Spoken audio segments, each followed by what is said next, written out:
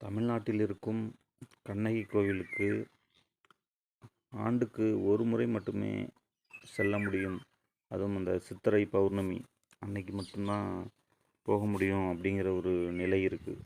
ஏன்னா மலையாளி வந்து அது என்னோடது அப்படின்ட்டு சொந்தம் கொண்டாடுறதுனால நமக்கும் அவங்களுக்குமான எல்லை பிரச்சனை வந்து அங்கே இருக்குது. இடுக்கி மாவட்டமே தமிழர்களோடது.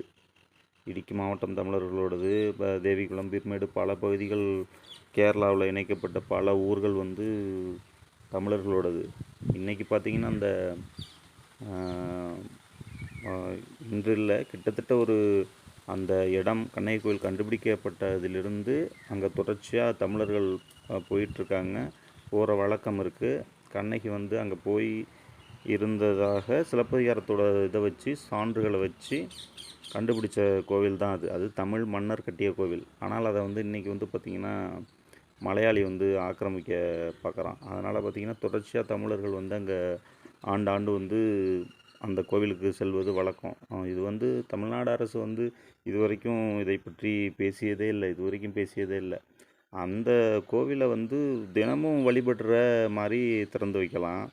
அந்தமாரி செய்ய மாட்றாங்க. அந்த மலைக்கு மேலே தான் இருக்குது அந்த கோவில். ஒரே ஒரு நாள் மட்டும்தான் போய் வழிபட முடியும். அப்போ திட்டமிட்டு மலையாளி வந்து தமிழ்நாட்டு எல்லைகளை, தமிழர்களோட நிலங்களை பறிக்கும் வேலையை தொடர்ச்சியாக செஞ்சிட்ருக்காங்க. மொழிவழி மாநிலம் பிரிக்கும் போதும் பல ஊர்கள் போயிட்டு, நம்மளோட தமிழர்களோட ஊர்கள் வந்து போயிட்டு, இன்றைக்கும் பார்த்திங்கன்னா இந்த வேலை வந்து தொடர்ந்து கொண்டு இருக்குது. இப்போ நீங்கள் இது வந்து எதிர்ப்பு எப்படின்னா, நீங்கள் வந்து கண்ணகி கோயிலுக்கு வந்து தமிழர்கள் வந்து படையெடுக்கணும், நிறைய பெரும் அளவில் படையெடுக்கணும். சாதாரணமாகவே அங்கே வந்து கிட்டத்தட்ட ஒரு போன ஆண்டு போகும்போது நல்ல கூட்டம் தான். இருந்தாலும் பார்த்திங்கன்னா அதை தாண்டி வந்து நிறைய அந்த கோயிலுக்கு நீங்கள் வந்து போகணும். ஒரு நாளுக்குள்ளே மலையாளி திணற அளவுக்கு அவன் பார்த்து அச்சப்படுற அளவுக்கு தமிழர்களோட கூட்டம் வந்து அங்கே போணுச்சுன்னா, அவர்கள் வந்து அந்த ஆக்கிரமிப்பு வேலையை வந்து நிறுத்துவதற்கான வாய்ப்புகள் இருக்குது. இதை வந்து தமிழ்நாடு அரசு தலையிட்டு சரி செய்யணும், இல்லை ஒன்றிய அரசு தலையிட்டு சரி செய்யணும். இவங்க 2 பேருமே நமக்கு நல்லது செய்ய மாட்டாங்க. இது என்ன செய்வது? தமிழர்கள் இந்த இழிநிலைக்கு தள்ளப்பட்டுட்டோம். இது எல்லாத்தையும் சரி பண்ணணும். சரி பண்ணணும்னா தமிழர் இழந்த நிலங்களை மீட்டெடுக்கணும்.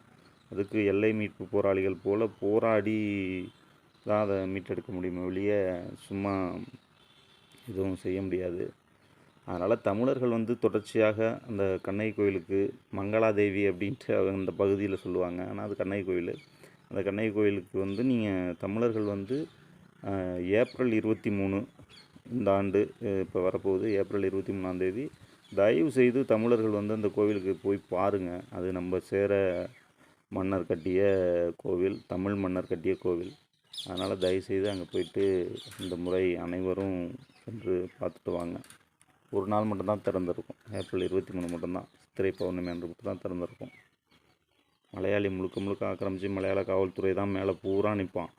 நீங்கள் நம்ம காவல்துறை வந்து கீழே கொஞ்சம் பகுதியிலேருந்து மலை ஏற்ற பகுதிகளில் கொஞ்சம் தூரத்துலேயே நம்மளோட காவல்துறை வந்து அதோட நின்றுவாங்க. மேலே கூட வந்து நிற்க மாட்டாங்க. முழுக்க மலையாள காவல்துறை தான் நிற்பான். நான் நேரடியாக போய் ஒரு 2 ஆண்டுகளுக்கு முன்னாடி போய் பார்த்தேன். நான் இந்த ஆண்டும் போகிறதா இருக்கேன். அதனால் தயவுசெய்து தமிழர்கள் அனைவரும் அந்த கோயிலுக்கு போயிட்டு தங்களோட இருப்பை தக்க வைத்து கொள்ளும் வேலையை பாருங்கள்.